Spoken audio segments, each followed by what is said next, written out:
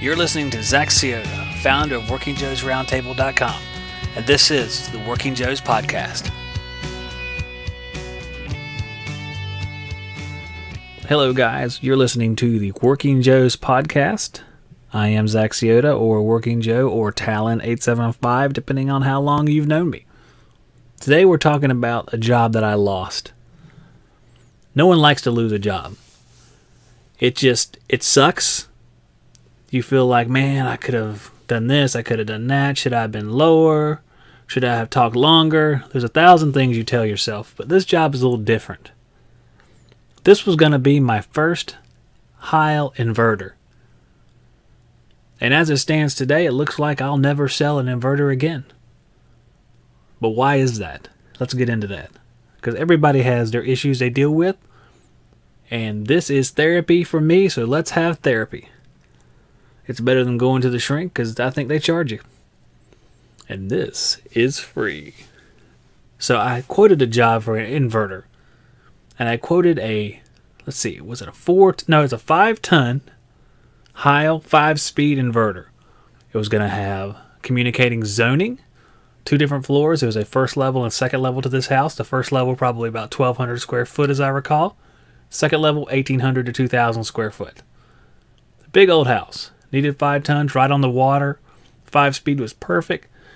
So when it's mild outside, the humidity's real high there underwater, the 5-speed's able to take care of the humidity by ramping down and running at a lower speed for longer periods of time.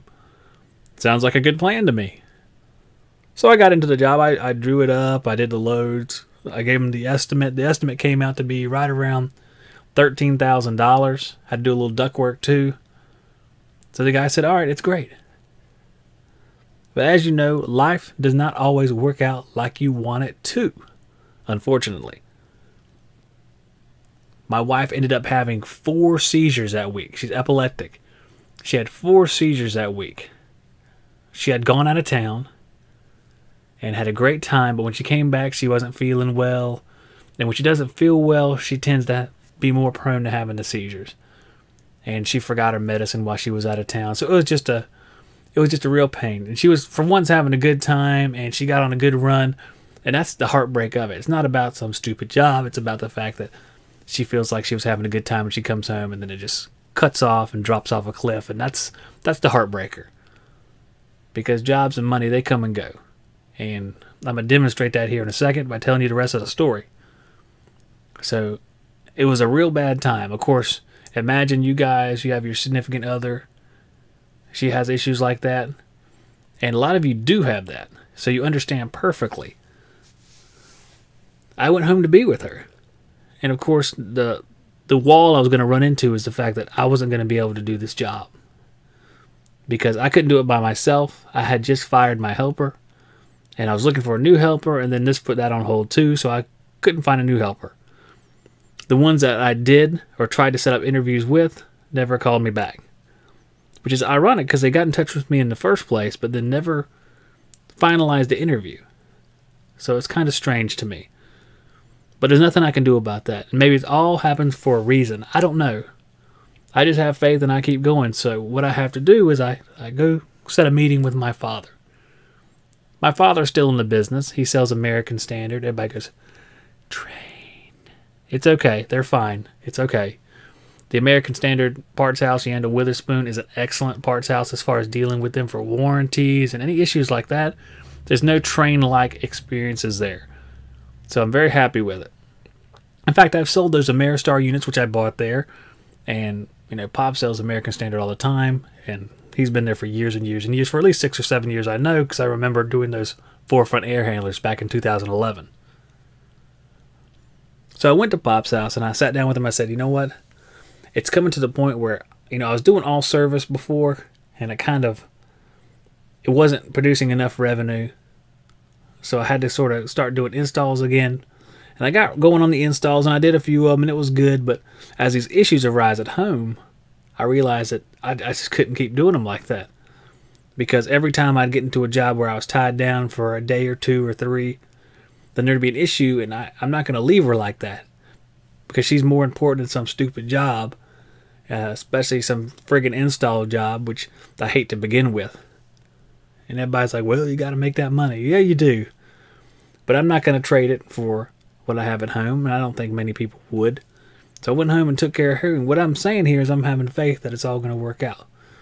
Whatever you people out there believe in, whether it's Buddha, Gandhi, whatever you believe in, I believe in the good Lord, and hopefully He'll see me through it, and I know He will. I just don't know what kind of lesson I'll be learning through it. Just because the Lord sees you through something doesn't mean you're going to enjoy it. So, I told Pop, I said, I'm going to give you these installs, and I'm going to keep doing service, and you can, pay me a little bit on them for a finder's fee, and he agreed to that, and I said, okay, well, that's good. So I've already handed over a couple of those installs to him, and I tried to hand over the inverter, but the guy just shot it down right away. Now, it's not his fault. Changing the cards in the middle of the game isn't really a good thing to do, but I was kind of up against a wall. So I tried to, and it failed. And I had quoted another job, and I tried the same thing, and the guy wasn't going to choose Heil or me anyway, just because of the Heil name, that's a podcast for another day. Someone who makes their decisions based on brand is not well informed. And I hate to say that, but it's just the truth. Because if you're looking to buy a brand of air conditioner, they are very similar to every other brand. I'm not going to get into saying Goodman is awful in this podcast, but the internal parts of most of these machines are very similar. Now, my experiences are different from machine to machine, and that might be luck of the draw, and it might not be. But I know most of the machines are pretty similar. American Standard puts together a good machine. ICP puts together a good machine. Had good luck with both of them. But this guy wasn't having it either. He wanted to see a name brand. I guess he wanted to see Carrier. Like I said, that's very short-sighted. Guys like Ralph who just went on the factory tour to the Carrier ICP place or factory. You could see they're all lined up at the front. United Technologies. They're all the exact same, coming off the same lines at the factory. But people don't want to hear that. They want to hear, I need a Carrier. Or, I want a Train. A Train's the only system that'll cool this house. What about American Standard? American Standard's inferior to Train. But they're the same. Shut up. They don't want to hear stuff like that. And that's fine. Sometimes you can talk your way through that. Sometimes you can't. I couldn't. I lost that job. So we're 0 for 2 now. For those of you keeping score at home, so far the plan's working awful. So 0 for 2. All right. Well, let's turn our luck around. Because I currently have 2 I referred to him. I got a home advisor customer. Oddly enough, I don't do a lot of home advisor anymore, but I went up to her house. It's actually 5 minutes from my house. It was a glorious service call. It was so close. It was the Goodman dual fuel package unit that had a bad board. I wired around it for the time being. Actually had a pressure switch later that day where the low voltage had pulled out of it. So I got to go back and look at that. So callbacks are a biatch, but that's all right. Because like I said, it's right down the street from my house. I went ahead and fixed it right up. In fact, I'd seen that same problem before, so I was kicking myself a little bit. But what are you going to do? Mistakes are made everywhere. I didn't see it. And it wasn't misbehaving when I was there, but that doesn't mean it's not going to misbehave as soon as I leave, which is evidently exactly what happened.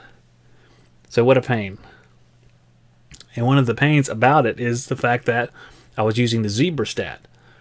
And since I was using the ZebraStat, I was turning things on directly at the contactor, so I wasn't allowing it to take that path through the pressure switches.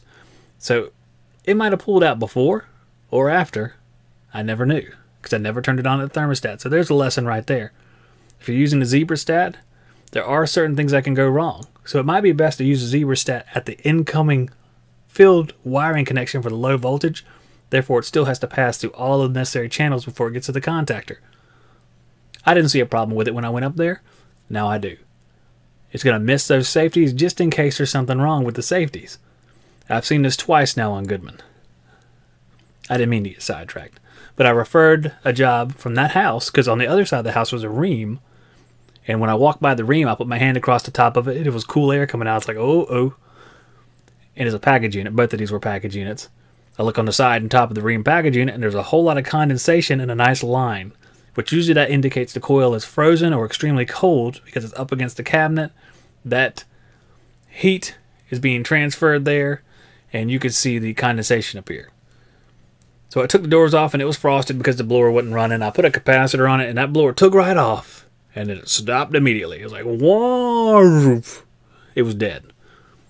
So she decided she wanted to replace it, and they're still talking about that. I referred them up to Pop. I said, hey, Pop will take care of you. Put in a nice dual-fuel American Standard unit. Costs more than my first car, times 2.5. Because they only sell a 16-SEER, 2-stage heat, 2-stage compressor, dual-fuel package unit. And if you know that Trane and American Standard are already pricey, but when you add 16-SEER dual-stage gas valves and compressors into it, you can only imagine how much it costs. Keep the number in your head. You got a number in your head? Now multiply it by 2. It's probably what it costs. I'm just kidding. Some of you are probably going to be pretty close on that, but it's an expensive unit. So obviously when she heard that, she's like, oh, we know what? Let's dial it back to a gas pack. So they dialed it back down, and hopefully that job will come through.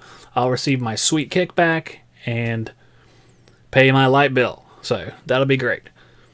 Got another job I referred to him, and we'll see if that works out as well. It's a 1.5-ton split system install with the ductwork and everything. Just something that's on the 3rd floor of a house, so it would be a royal pain for me to try to do any of that, even with the times constraints, or with just me being one guy. Because I have to carry the air handler upstairs, 3 flights of stairs, and at least my brother, who works for my father, has a helper as well. So praise Jesus. So hopefully they'll have a great time installing that job, and I will have another sweet kickback. So that's what I'm doing now. I'm concentrating on service, doing more with the podcasting here at the house, trying to start a little side career in that arena. As difficult as that is, we're working very hard at that. Those of you who listen to the Cowboys of HVAC know me and John are putting on 1 show a week. This week we actually have 2 because our Larry Cole interview went really long. So we decided to split it up, and we're going to release another one on Wednesday night, which it was really good. And there's a lot of good information that's going to be on, I guess, episode 10, because Larry talks about the origins of some of the Trane stuff, the Alliance compressor, more information about the Alliance that a lot of you might not know. So make sure you tune into that because it's going to be really good. And we'll see how it goes. I'll update you guys on what's going on. We'll continue to have some podcasts on this channel. I'm really enjoying this channel. It's kind of nice. I can blow off a little bit of steam by myself here. Me and John have a hell of a lot of fun. And we enjoy interviewing these folks out there. We have 2 interviews that have been filmed here just recently. One of them was Larry Cole. The other one is Bill Spahn. Bill Spahn's going to be coming up next Monday, and we're going to have a great talk with him. That's going to be a great show, so hopefully you guys download that one as well. And make sure you download. I mean, you can watch these things on the Working Joe's website. You can watch them. You might be able to watch them on Facebook. I'm not sure. But if you go and get a podcast app or hit the download link on the player, the little podcast player that you click on online to listen to it, all of that means a lot to guys like me and John, because that's how these companies are looking at us that want to come sponsor us and work with us. So the more downloads we have, the better.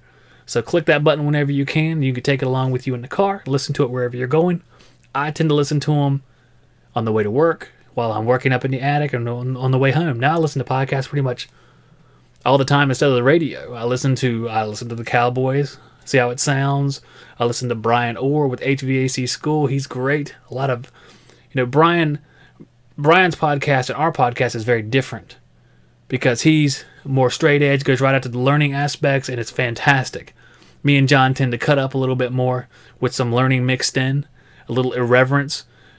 But both of us bring a lot of stuff to the table as far as HVAC information, and I hope if you are downloading our podcast and are not downloading HVAC School, go take a long look at it because it is fantastic. And you will learn a ton. I know I just listened to their, Grounding and Bonding Part 2, and it was fantastic. And then another one, I want to say the guy's name was Les Fork that came on there and talked about service call ethics and procedures. And it was very good as well. And I was happy to say that I did most of the stuff that he suggested, but there's a couple rules that I definitely broke.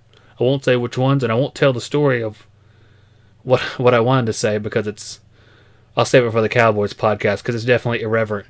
So I'll have to remember to do that, guys. Thanks for listening. Like I said, download. HVAC School, Cowboys of HVAC, IsraelHVAC podcast, and I'm your buddy Working Joe. Tune in next time. I don't know what we're going to talk about. We'll have a good time. Thanks for listening, guys, and I'll see you on the next one.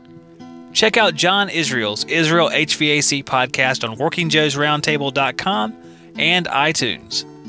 John has been a tech and owner for the last 10 years. Come along as he shares his experiences on his brand new podcast.